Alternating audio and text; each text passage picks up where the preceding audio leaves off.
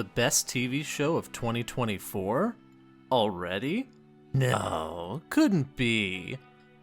But, on the other hand, that's what it's starting to look like. Not even halfway through the year yet, and the FX miniseries Shōgun, based on the 1975 novel by James Clavell, has sent shockwaves through the TV industry and in homes across America. Already being hailed as the favorite to sweep the Emmys this year, Shōgun has received universal acclaim for its production, acting, historical, and cultural authenticity, impeccable writing, tantalizing action and cinematography, and just all the other elements that coalesce to tell an engaging, seat-gripping story. The series has raised the bar of streaming television in a big way, and in light of this, I think it's important we take a brief moment to analyze where this story came from, what it's about, and why it has resonated so strongly with audiences now.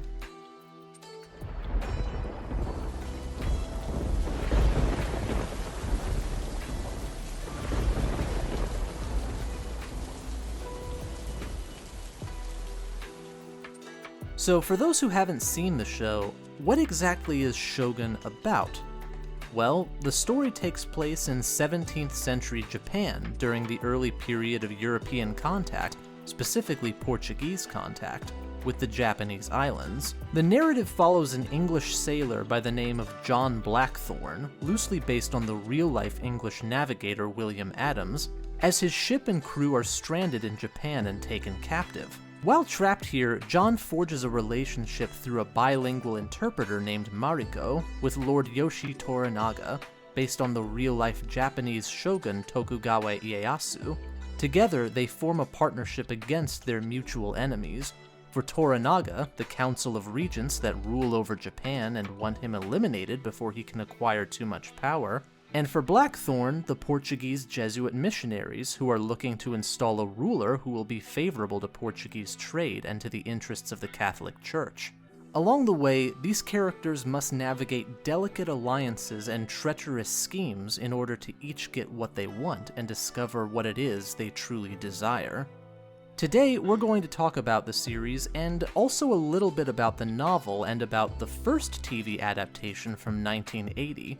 I want to talk specifically about how each adaptation encourages us to relate to the story, because a central theme of Shōgun is the search for meaning and the different ways that different cultures ascribe meaning to things in life.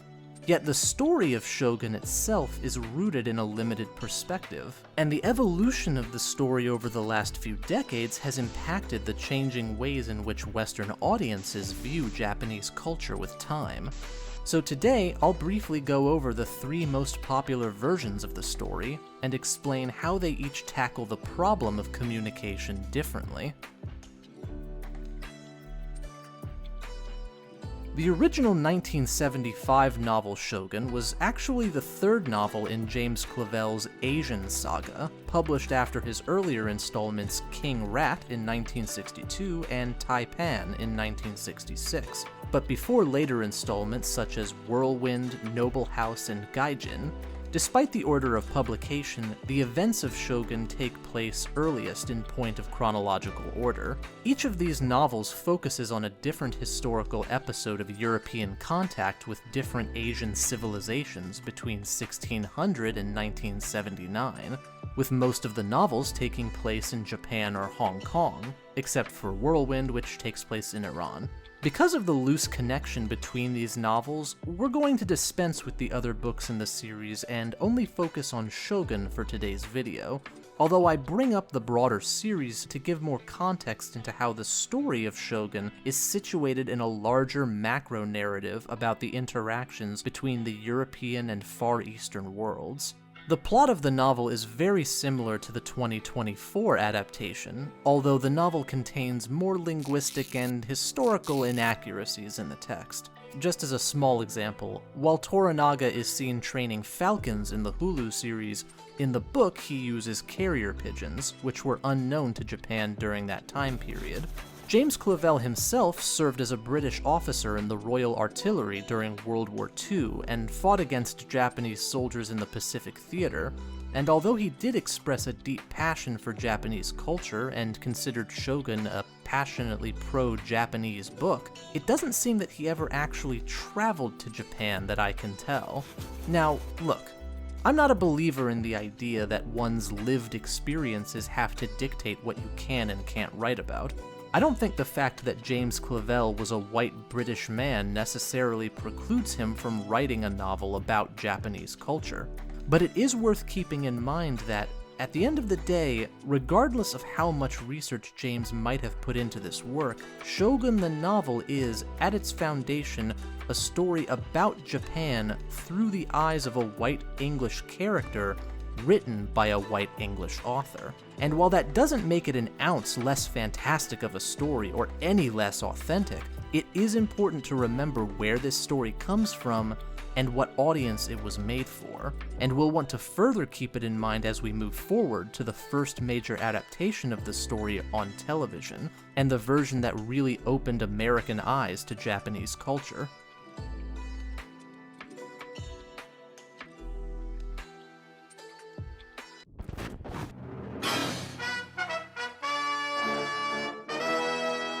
The novel's most well-known adaptation up until recently would come in the form of an NBC miniseries, which premiered in 1980. The series consisted of 5 episodes and was written by Eric Bercovici and directed by Jerry London, with James Clavell himself serving as an executive producer. This version of the show might not perk the ears of many younger audiences today, especially in the shadow of its current counterpart. But despite not being as well known nowadays, this adaptation of the novel was actually a really big deal when it aired. Having premiered only 3 years after the premiere of Roots on ABC, widely considered to be the first proper miniseries on American television and the inspiration for television's turn toward dramatic serialized storytelling, NBC's Shogun was produced with Roots in mind, as NBC had hoped to capitalize on the popularity of that series in what seemed like a burgeoning wave of miniseries mania. While this original version of the series might not have been well received in Japan when it came out, in the United States it was actually one of the most important works of media that introduced Western audiences to Japanese culture. In the documentary The Making of Shōgun, it's revealed that restaurants and movie theaters across the country saw a decrease in business when the show was airing, as people were staying home to catch the latest episode. When it first aired, the whole country stopped. The movie theaters lost tons of money and restaurants lost tons of money because everybody rushed home to watch it, especially after the first night when the word got out that this was really interesting. After the series aired, Japanese food establishments and sushi houses saw a surge in popularity, largely attributed to the popularity of the miniseries. In a way, the original Shōgun might be in part responsible for the growing appreciation for Japanese culture in the West over the years. Beyond acting as what many considered a landmark portrayal of Japanese culture for its time, the series was also surprisingly bold. It broke new ground in the levels of violence and sexuality that could be shown on television. What's more, despite using Japanese dialogue, the show did not use English subtitles, in contrast to the 2024 adaptation. これは私の友達です。わかりますか? He is my friend. そうですか。はい、どうも。This was a brave move on the part of the creators. Brave, but also somewhat misguided? Telling the story this way forces the viewer to see the story more from the perspective of John Blackthorne, and while I think it's admirable for the series to have trusted and challenged its audience, particularly a 1980s American audience, to piece together a complicated story about Japanese political intrigue without verbal exposition, I do think this choice also says a lot about the mindset of the original series, and speaks to perhaps the biggest difference between the two adaptations of the novel. By forcing the viewer to perceive the story through the eyes of a Western outsider unfamiliar with the local language and culture, That is, by making John Blackthorne the only character through which English-speaking viewers can understand the story, the 1980s Shogun forces us to understand these characters in a second-hand manner, which works to artificially mystify them and their culture as something beyond our direct understanding. This presentation plays further on the novel's intent of treating the East as something to be shown or introduced to Western readers, which is something that writers have been doing for a long, long time. This is where we now broach the topic of Orientalism. In 1978, the academic writer Edward Said popularized the concept of Orientalism, which he describes as an imperialist worldview that characterizes the Orient, or the East, as a separate world apart from the West. In this framework, the East, whether in reference to the Middle East, Northern Africa, or the Far East, like Japan, China, Korea, etc., is imagined as an exotic and mysterious place defined by secrets, opaque social orders, and strange or primitive customs. It was the primary mode by which Western audiences were exposed to Eastern cultures for hundreds, if not thousands of years, through literature, drama, art, and other forms of media. The 1975 novel Shōgun, and indeed the broader Asian saga to an extent, embodies this type of fascination, by using an English character to contextualize the political intrigue going on in an unfamiliar Far Eastern country. We're meant to not only see but understand the events of the narrative from the perspective of a Western interpreter, and the 1980s series reifies those ideas by literally making the non-English dialogue incomprehensible to the audience the same way that it is to John Blackthorne, reinforcing the divide. In that sense, it's ironic then that the series was responsible for opening America's eyes to Japanese culture, if only superficially. Yet despite the popularity of the current remake, and however less authentic the 1980 series may appear by contrast, we shouldn't forget the impact and importance that it had for American audiences in its time. But that was then, and now we have a new perspective on how to tell this story.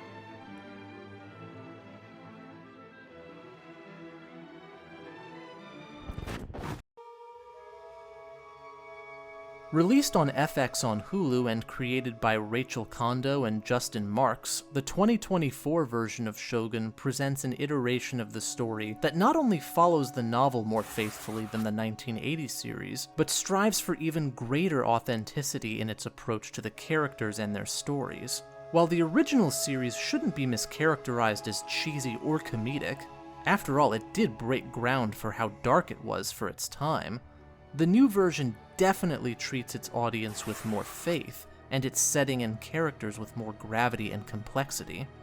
A lot of that comes from the fantastic cinematic style, the music, and the art direction, and also from the insistence by Hiroyuki Sanada and others that the authentic Japanese culture be prioritized in the production.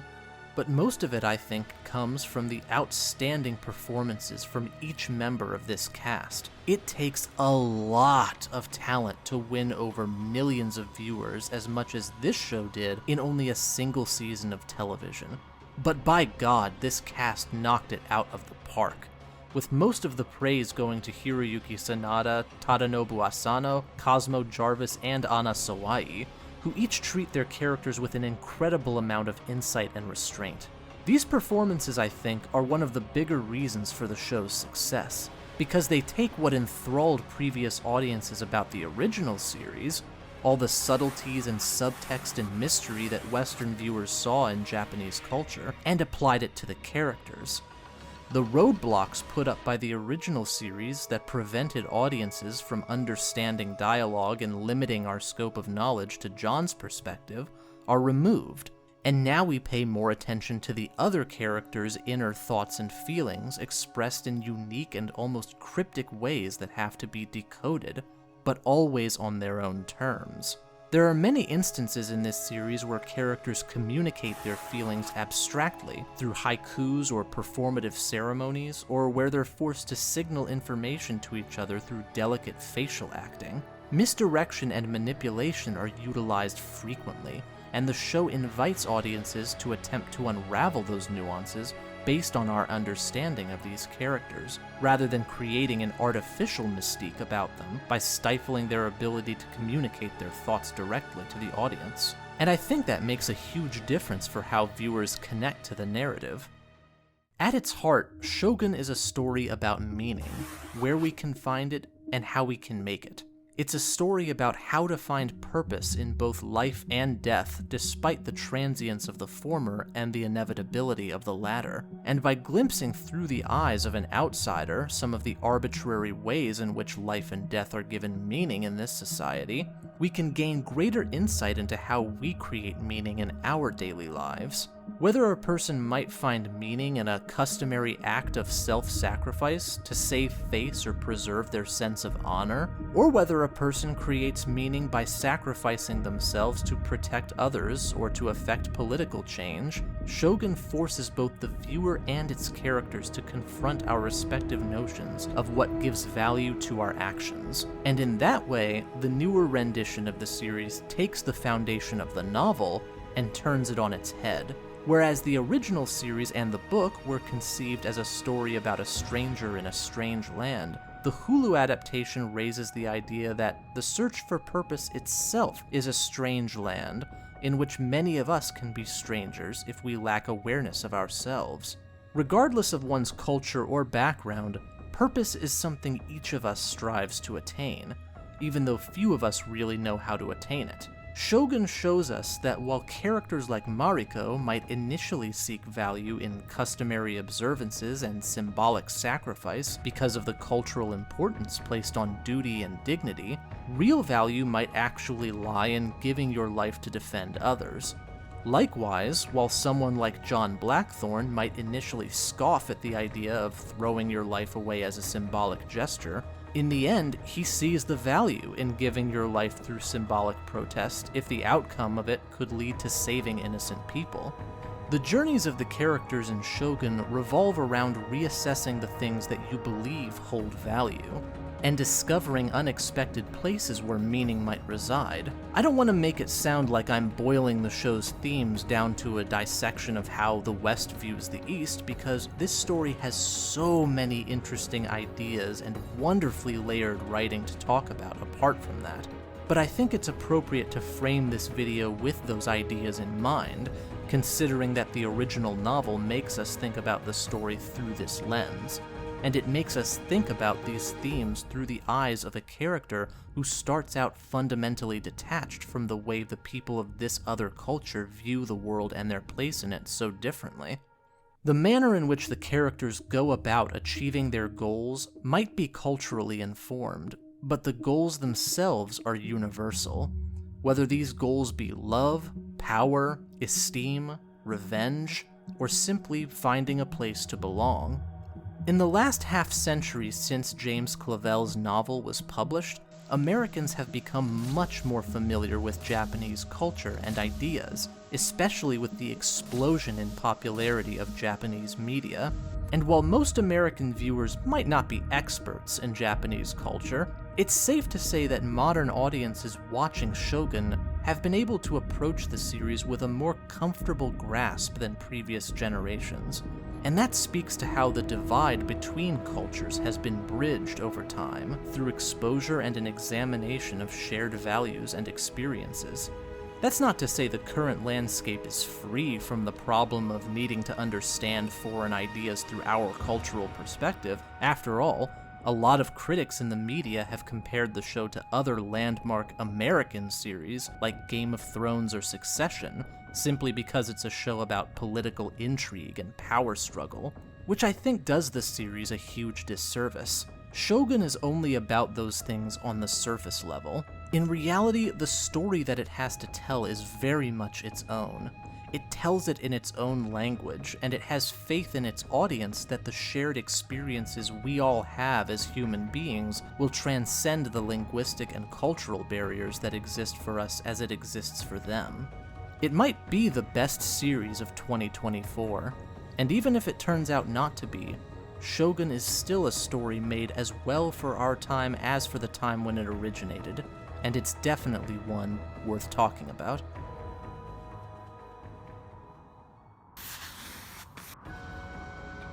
If you like my content, please consider subscribing to my channel, and don't forget to like and let me know in the comments what story you'd like me to talk about next. A big thank you to my special patrons who really help me keep doing this work, and think about subscribing to my Patreon for early access to future content, thanks at the end of each video, and other perks. Peace.